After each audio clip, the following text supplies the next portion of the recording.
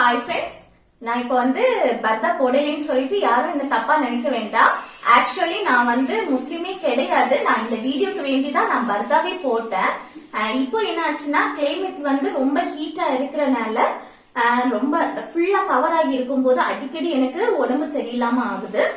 அதனாலதான் நான் பர்தா போடல. சோ முஸ்லிம் ஃப்ரெண்ட்ஸ் யாருமே என்ன தப்பா நினைக்க வேண்டாம். இப்போ போல எப்பவுமே எனக்கு சப்போர்ட் பண்ணுங்க. ஓகே ஓகே ஃப்ரெண்ட்ஸ், நாம இப்ப பார்க்க போறது என்னன்னா இந்த சீஃப் பத்தி பாக்குறதுக்கு முன்னாடி நம்ம சேனலை ஃபர்ஸ்ட் டைம் பாக்குறீங்கன்னா சப்ஸ்கிரைப் பண்ணி கூடவே ஒரு பெல் ஐகான் இருக்கும், அதையும் கிளிக் செய்து ஆல் ஆப்ஷனையும் எனேபிள் பண்ணுங்க. அப்பதான் நம்ம சேனல்ல போடக்கூடிய வீடியோஸ் எல்லாமே உங்களுக்கு நோட்டிபிகேஷன் வரும். ஓகே, இந்த வீடியோக்குள்ள போகலாமா? ஓகே, சீஃப் எங்க யூஸ் பண்ணுவோம்னா ஏதாவது ஒரு விஷயம் நடக்குதான்னு பாரு, செக் பண்ணி பாக்குறது.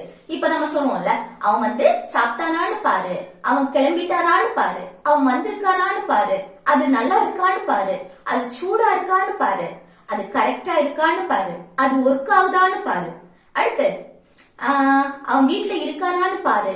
இந்த மாதிரி சொல்லும் போதுதான் நம்ம இந்த சீஃப் யூஸ் பண்ணுவோம். சரியா? இல்ல சீஃப்க்கு பதிலா சி வெதர் கூட யூஸ் பண்ணிக்கலாம். இந்த சி வெதர்க்கும் சீஃப்க்கும் சேம் மீனிங் தான். ஆனா see whether formal, chief informal. அப்படின்னா ஃப்ரெண்ட்ஸ் ஃபேமிலி கிட்ட நம்ம பேசும்போது சீஃப் யூஸ் பண்ணிக்கலாம். சி வெதர் நம்ம ஃபார்மலா வெளியில தெரியாதவங்க கிட்ட ஆபீஸ்ல அப்படியெல்லாம் பேசும்போது சி வெதர் யூஸ் பண்ணுவோம்.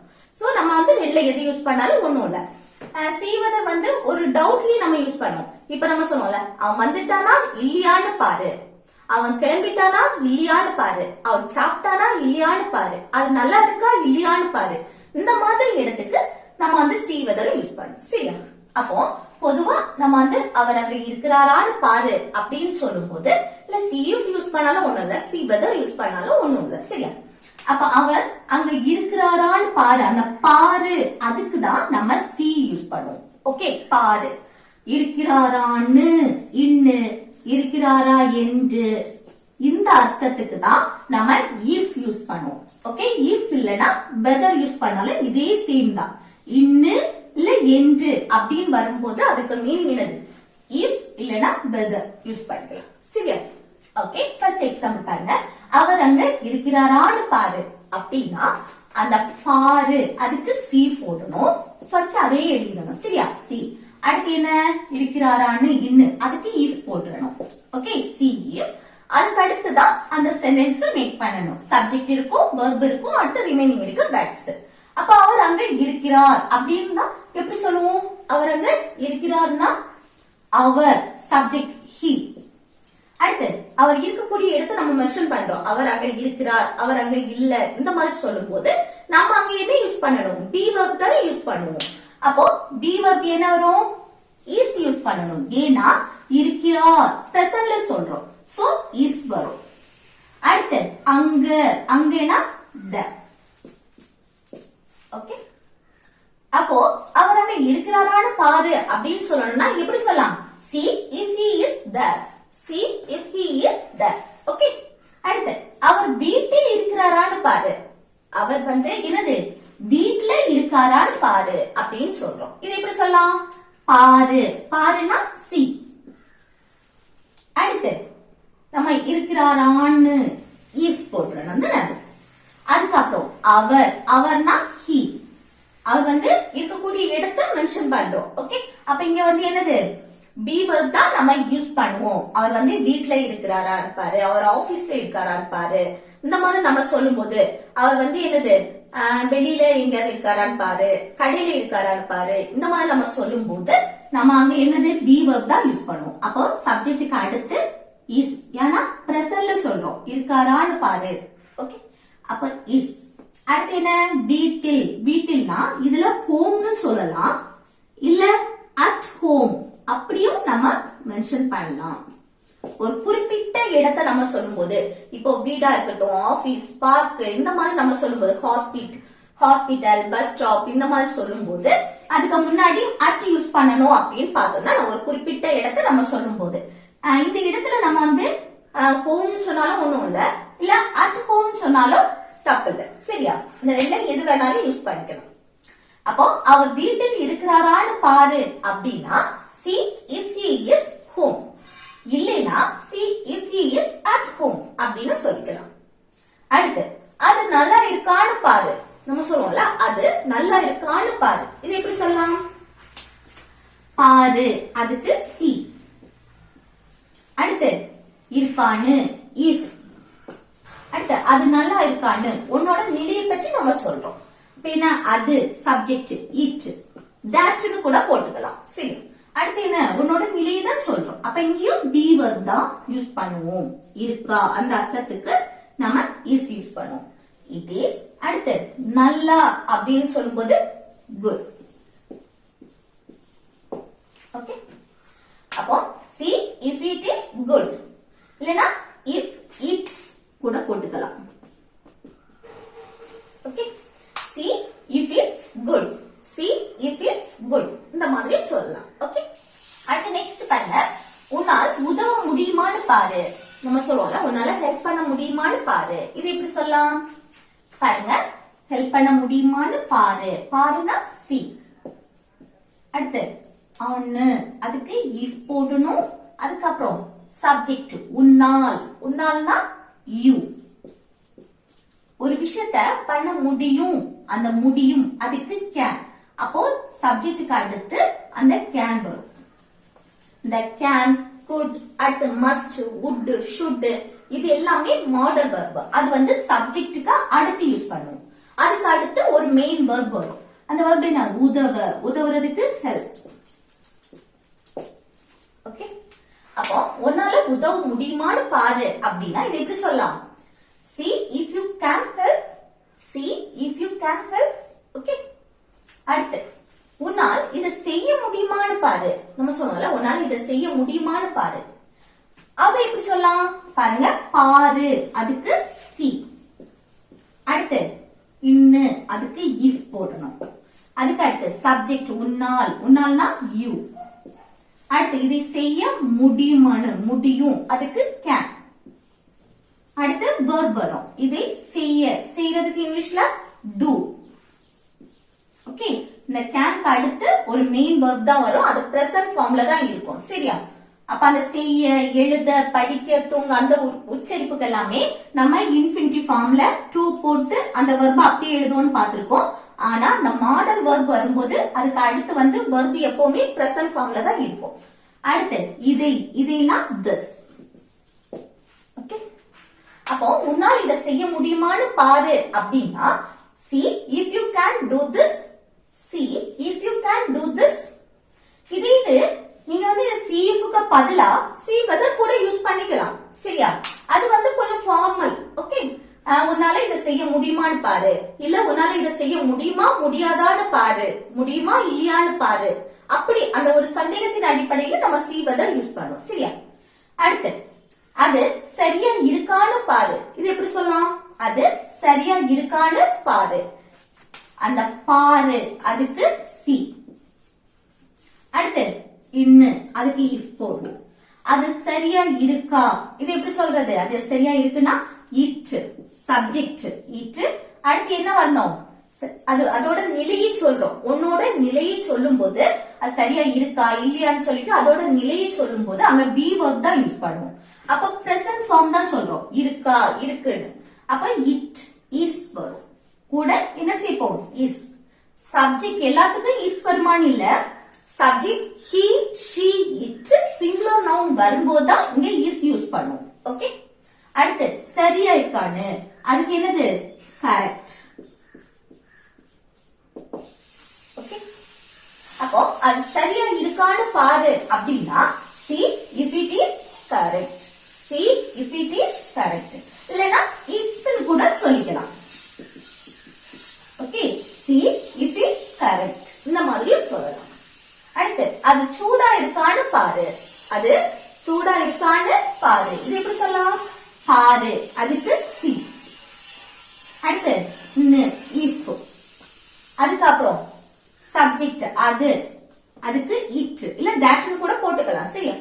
சூடா இருக்கான்னு அதோட நிலையை நம்ம சொல்றோம். அது சூடா இருக்கா இல்ல குளிர்ச்சியா இருக்கான்னு அதோட நிலையை சொல்றோம். அப்ப என்ன?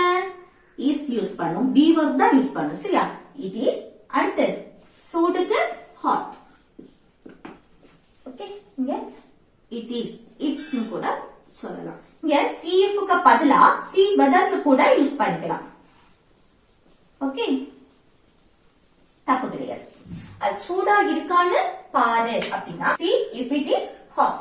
ஓகே, see whether கூட போடலாம். see whether it is hot.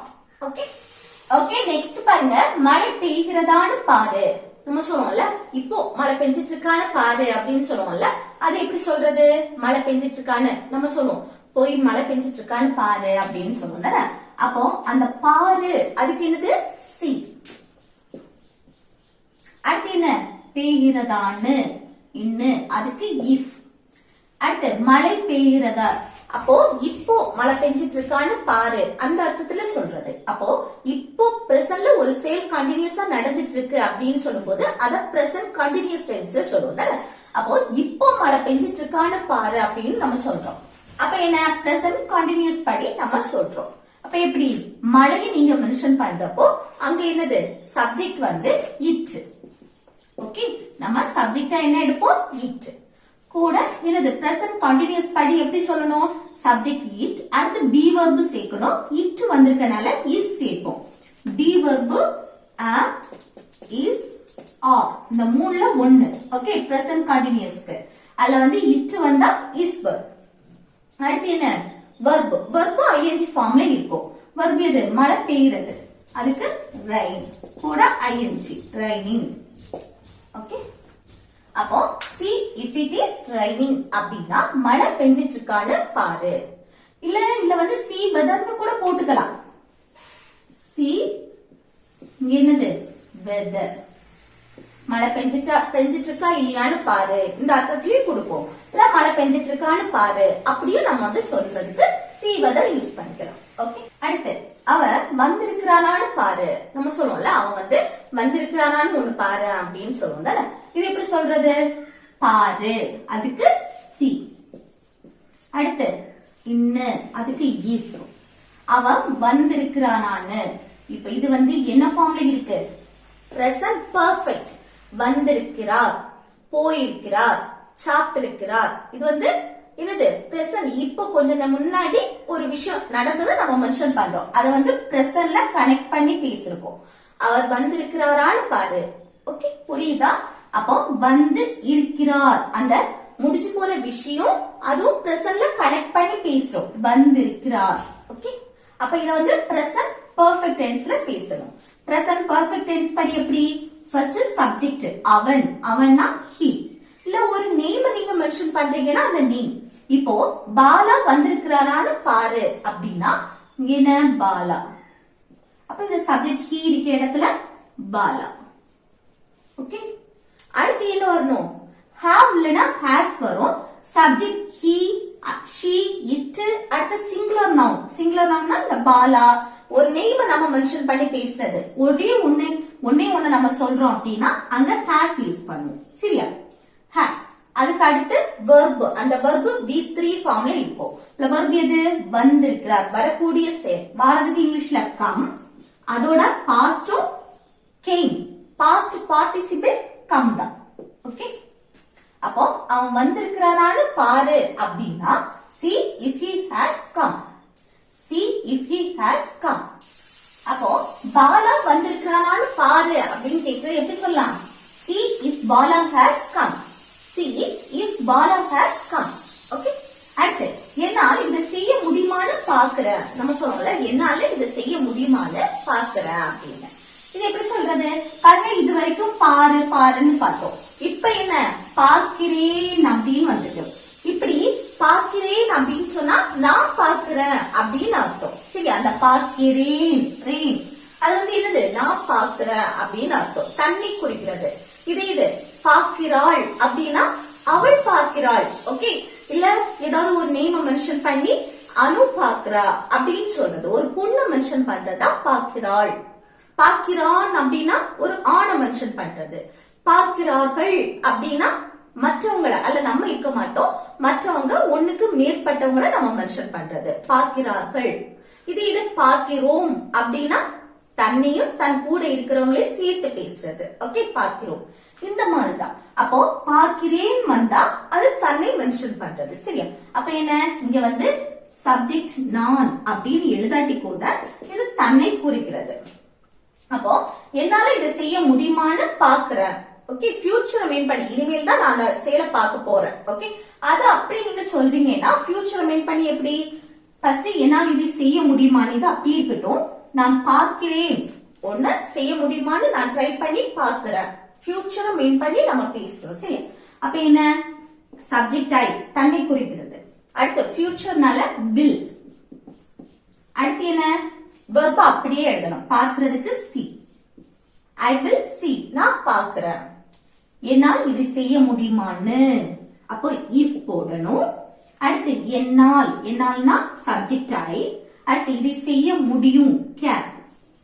அடுத்து செய்யறது verb do. இதையும் சொல்லும்போது this. ஓகே, அப்போ என்னால் இதை செய்ய முடியுமான்னு பாக்குறேன் அப்படின்னா எப்படி சொல்லலாம்? I will see if I can do this. I will see if I can do this. Okay. அடுத்து நெக்ஸ்ட் பாருங்க, இது வந்து ஹோம்வொர்க். சரியா? இதுல வந்து எப்படி அவள் போயிருக்காளான்னு பாரு. அவ வந்து என்னது போயிருக்காளான்னு பாரு. இது எப்படி சொல்லலாம்? இது எப்படி சொல்லலாம்னு கமெண்ட் பாக்ஸ்ல கமெண்ட் பண்ணுங்க.